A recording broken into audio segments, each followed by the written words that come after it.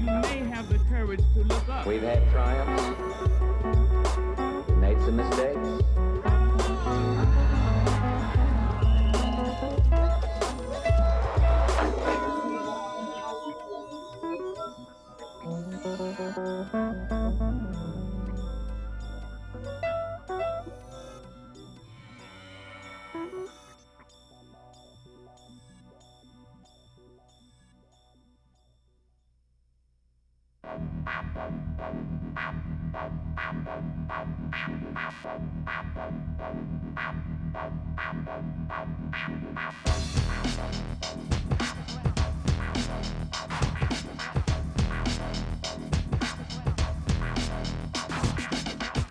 The legislative branch of government is made up of two houses, the Senate and the House of Representatives. Together they are called Congress. Members of Congress are the elected representatives of the people of the United States. They are the voice of the voters in government. Each state sends 2 senators to the United States Senate. Members of the House of Representatives are apportioned to each state according to population. Thus, California, the most populous state, has over 50 representatives, while Alaska has only 1. But who do these representatives represent? Do they represent all of the citizens of their district, or just those who elected them? Since approximately half or more of the eligible voters in the United States don't exercise that privilege, senators and representatives are usually elected by less than a quarter of all eligible voters in their state or district. Senators and representatives almost always run for election as members of either the Republican or the Democratic Party. Do they therefore represent only the members of the party that elected them? Less than 60% of all Americans identify as members of either political party. The population of the United States is 51% female and almost 30% minority, including African Americans, Hispanic Americans, Asian Americans, and Native Americans. Yet in the 105th Congress, out of 100 senators, there were only 9 females, 1 African American, 2 Asian Americans, and 1 Native American. Of Hispanic Americans, the fastest growing minority population in the country, there were none. The numbers in the House of Representatives are generally higher, but still significantly smaller than their proportion in the general population. I remember the first day I walked into the chamber with all of the membership there, all 435, and I'd been a businesswoman. I'd seen men in the workplace all my life and very few women. But somehow I thought of the people, by the people, for the people, that government would be reflective of a more diverse society. And so I remember walking in the first day to the chamber and thinking, oh my God, it's a bunch of old guys. For what purpose does the gentleman from Maryland seek recognition? Does it matter to the quality of representation for the country as a whole that Congress is overwhelmingly white, male, and Protestant? Or that the average age of a legislator is 53? Or that more than 40% of legislators are lawyers? Perhaps. It has been shown, for example, that women in Congress are more likely to draft bills that will help women and children. Some African American legislators support measures that will benefit their race, regardless of their party affiliation. One of the things that was very special to me, I've gotten many resolutions up. Got a resolution to the floor of the House concerning Jackie Robinson. I've gotten a resolution to the floor of the House concerning black patriots. And we had a piece of legislation concerning giving poor parents a right to choose where their kids go to school. Many kids today in inner cities and poor communities, they have to go to school every day, that they walk through metal detectors, their friends carry guns and knives. And I felt like that was something that the American people needed to have their conscience level raised on. I think that the important thing now is to go ahead and have these cloture votes. It appears to me that there is no consensus at this time on this issue. Mr. President, I'm very disappointed with the announcement made by the Majority Leader, but I'm not surprised. One of the earliest and longest-running debates about the nature of democratic representation is how a political representative should view his or her responsibility to the voters. Mr. Kerry of Nebraska. Is the representative a delegate of the people, instructed to vote according to their wishes? Or is the representative a trustee responsible for exercising his or her own best judgment in matters of government? Mr. Lautenberg. Most must combine the two philosophies and make a judgment about the political will of the people. On this vote, the yeas are 53, the nays 47. 3/5 of the senators duly chosen and sworn not having voted in the affirmative. The motion is not agreed to. There is yet another conflict inherent in the role of congressperson. They are sent to Washington to represent the interests of the people of their state, yet they must also consider the interests of the entire country. Congress deals in matters of the national budget, taxation, the environment, industry, labor, healthcare, social welfare, and national security, to name but a few. When should a legislator put the interests of his or her state first? And when should these be outweighed by the interests of the nation as a whole? I am a representative of the 22nd District of Texas, and I represent those people, and through those people represent the state of Texas. I also have being majority whip puts me into a national role. So sometimes it's very difficult to separate the two. The gentleman from Texas is recognized for 5 minutes. We are not national members in the sense that all we're concerned about is the foreign policy of the United States or the defense policy. Yes, we are involved, but for example, in my case, I've been interested in agriculture and sugar because that was one of the major industries of Hawaii. I'm interested in tourism because tourism is a major industry in Hawaii. A fellow in Idaho may not be too interested in tourism or would not be interested in shipping, but might be interested in the railroads. I have no railroads, so Amtrak doesn't mean anything to me. Those in favor will vote aye. Those opposed will vote no. I rise today to pay tribute to women in business.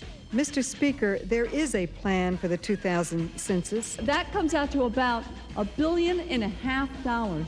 It would be a huge mistake. That is more than wrong. Support our mission for peace. Both in my own congressional district and across the nation. And let me just say in so doing that I share the rights of American citizens and military family housing. In the coming days, to fashion a resolution. Not a thing, not a word, not a letter, nothing. Democracy is not a science. It is an evolving art form, as one pundit has put it. Political representation is necessarily inexact. Individual legislators must find their own way to balance the competing roles and allegiances of being an elected representative in Congress.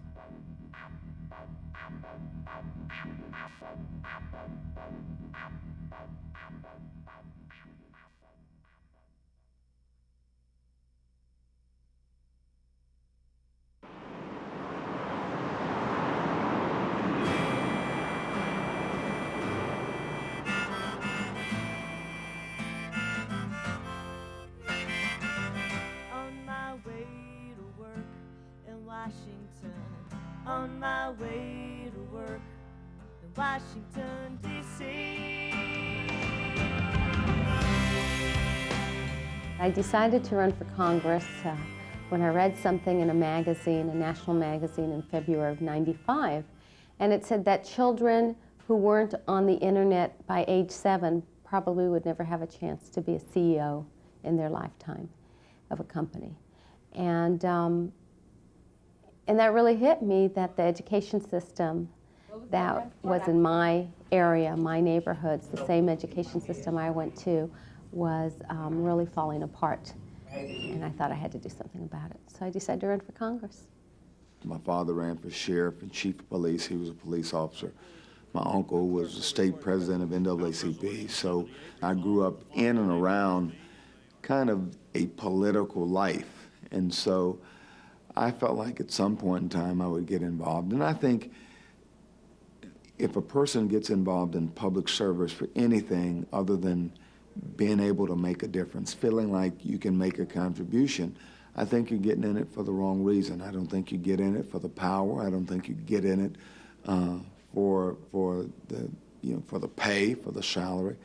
I think you actually have to have a heart for public service. The day goes from about 8:30 or 9 in the morning to sometimes 11, midnight, 2 if we're voting that late. So I probably give 2 or 3 breakfast speeches in the morning. I meet with people here in Washington. I might give a couple of lunch speeches. I have a full day scheduled of meeting with my own constituents, people from all over the country, leadership meetings with the Speaker of the House. I'm in committee either doing markup on bills, which means amending bills, trying to get bills ready that would go to the House floor. My principal job is to make sure that I get the votes to pass the legislation we want to pass, and I try to juggle all that. Towards the end of the day, we're doing more votes in the chamber actually, so running back and forth, getting the votes done. Sometimes I have 3 or 4 appointments at the same hour, at the same minute, that I have to juggle back and forth. And then in the evening, there are either receptions or there are other speeches or galas or something. I'll get home about, in most time, 10 in the evening, 10 to 11 at night. So it just is a very packed day. The senator from Minnesota is recognized for 30 minutes. Senators serve 6-year terms, but House representatives face re-election every 2 years. This means the campaign to get elected and stay elected never really ends. I raise $1 million a year to be a congresswoman. That's what it cost me in my campaign, $1 million a year. That's like running $1 million business. Raising $1 million and making sure that how you spend it and who's spending it and the staff you have back at home running your campaign is also that everything is going okay there. Personnel problems, office problems, message problems, taping television, getting out there, doing polling, listening to people, as well as the congressional side. Listen to people, listen to their problems, get ideas from them, do task forces in the district, do forums, give people a chance to be heard. And that's what we do at home. And then we bring it out here to Washington and we develop an agenda here in Congress. May I just simply say, I fully support your bill, and I think it's a good bill. Thank you. We'll print your statement in the record, Senator. Committees are where the legislative work of Congress gets done. In the Senate, there are 16 standing committees and 19 in the House of Representatives. At any given time, there may also be several special or select committees appointed to consider a specific issue. Most committees are divided into subcommittees. The number of subcommittees fluctuates, but may climb as high as 100 or more in each chamber. Committee assignments are determined by Senate and House leaders. You make an application, first of all, to indicate your interest in certain committees. Obviously, if you're from the West, you want to serve on the Interior Committee because of the public lands issue, the national park issues and such, forestry, etc. You know, you determine what you want to do and what's best for your district, how you can best represent your respective state on a respective committee, and you kind of target what committees you want. If you and I applied for a position on the Defense Appropriations Committee, and I happen to be your senior, I would be given a slight edge over you. In addition to seniority, we also take into consideration region. Now, you don't want just Northwesterners on a committee. You don't want just Southern people on the committee. And to the extent possible, we also take into consideration philosophical differences. By that, I mean you don't want a whole bunch of conservatives serving on the Finance Committee or a whole bunch of liberals. I requested national security and banking and was able to land both of those committee assignments. In the 105th Congress, after re-election, I requested national security and transportation. National security is something, obviously, that I'm interested in. I've got 3 military facilities in my district. I sit on education and the workforce, so that is all the labor issues. Whatever happens in the workplace also happens on that through that committee. That committee also includes education, so K through 12 education, higher education, vocational training. So it's really an interesting committee to be on. And then the second committee I have is also what's considered a very big committee, and that is the National Security Committee. That's the armed services. That's whether we declare war. That's how many missiles we have, where we dispatch them, how many Army men do we have, how do we train them, do we have same sexes in the combat arena, do we build the B-2 bomber, how are we going to finance it? So very interesting questions that we deal with. I am at the present time on too many committees. The most important committee is the Appropriations Committee. But on that, I also serve as members of 5 subcommittees. The most important subcommittee is the Subcommittee on Defense, because that committee handles just about half of the budget, $280 billion. There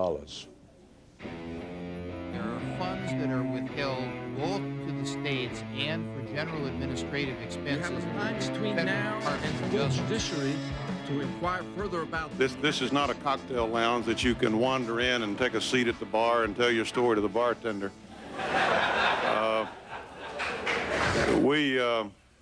Committee chairpersons are selected by the majority party. The minority party also elects a ranking member for each committee who serves as the second in command.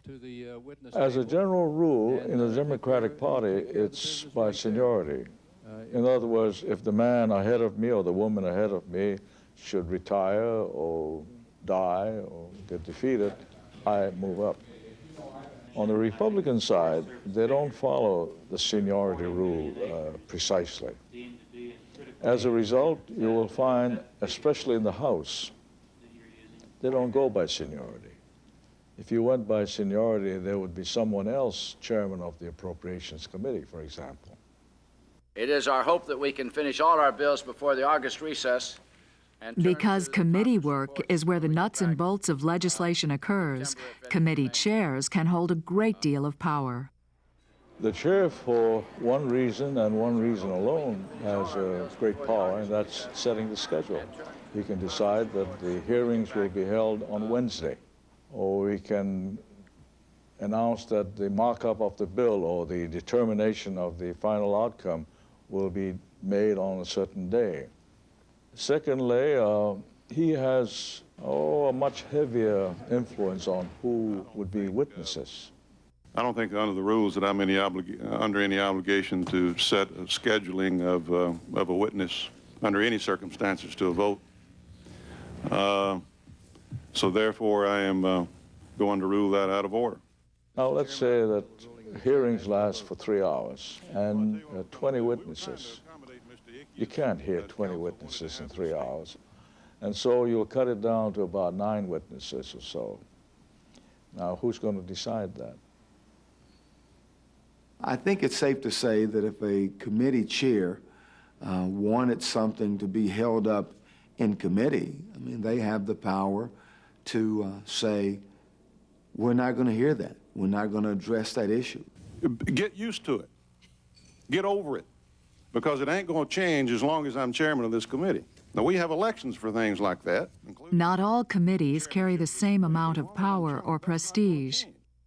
Most people, I would say, by that I mean 90% of the members would want to serve on the Appropriations Committee, because that committee has jurisdiction over how we spend the money.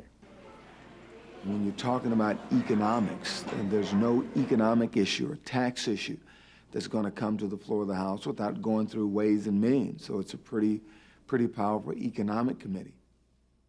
The Rules Committee schedules legislation for floor debate and voting. The Rules Committee is a very powerful committee. It's a very significant, critical committee, because nothing comes to the floor of the House without going through the Rules Committee. For a congressperson to accomplish their goals, they must influence legislation. The way I go about trying to influence people in my party is, one, I think whatever issue you're dealing with, I think you prepare yourself very well. You know the issue that you're dealing with.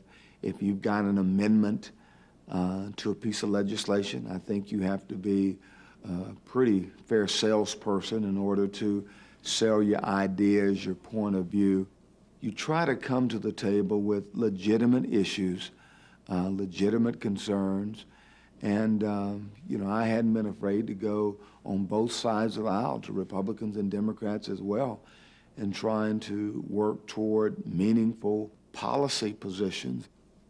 I happen to be one of those people who's considered a moderate and can work, on either side of the line to get things done. Working with people, I cross party lines all the time if the issue's important.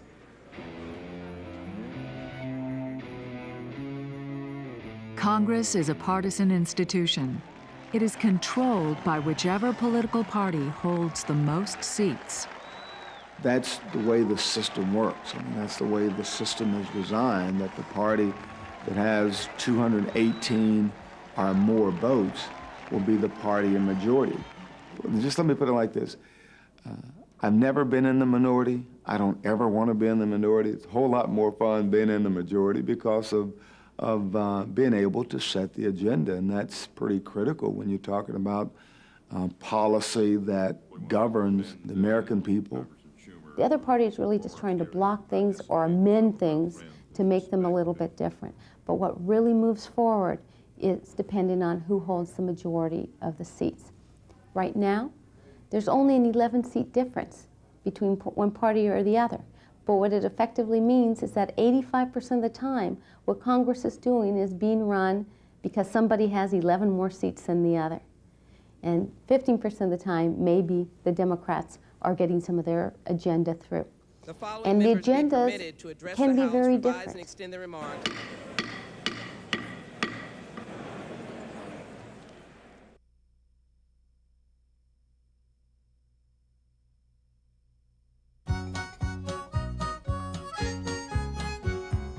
Old MacDonald had a farm, E-I-E-I-O. While the party which holds the majority may change with the prevailing political ideologies of the times, some congressional institutions seem to be impervious to change. The president's bill costs much too much, and it must be chopped with a chop here and a chop there. Chop that pork off everywhere.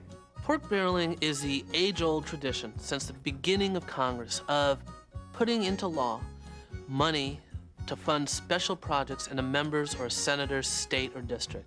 If you go back to the early 1800s and look at the appropriations bills, you will see that members of both the House and Senate offered what are known as riders, language added to appropriations bills that would mandate that certain amounts of money be used in their states to fund certain items.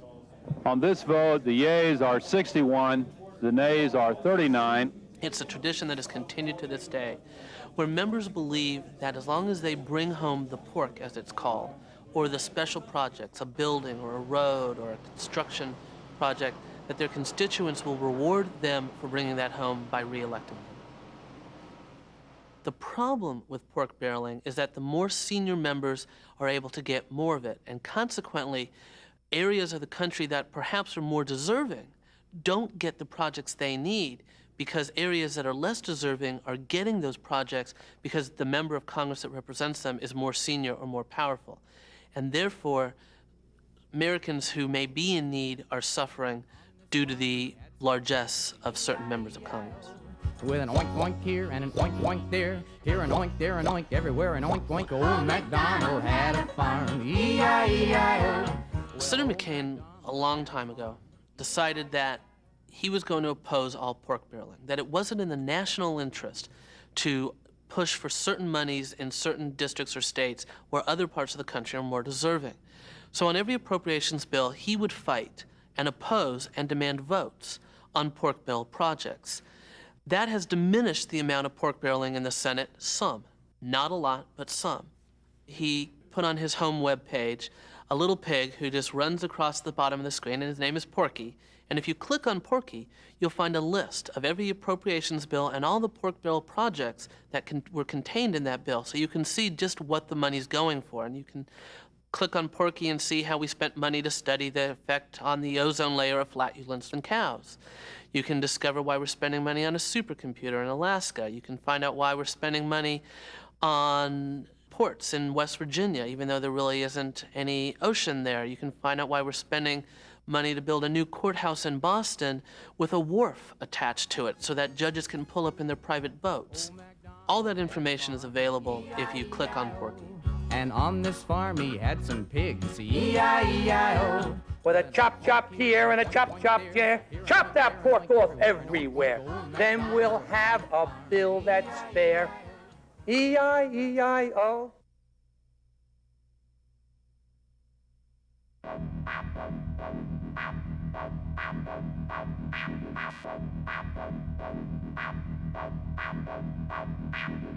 I rise today to Mr. Speaker, In some respects, Congress is the most powerful branch of government.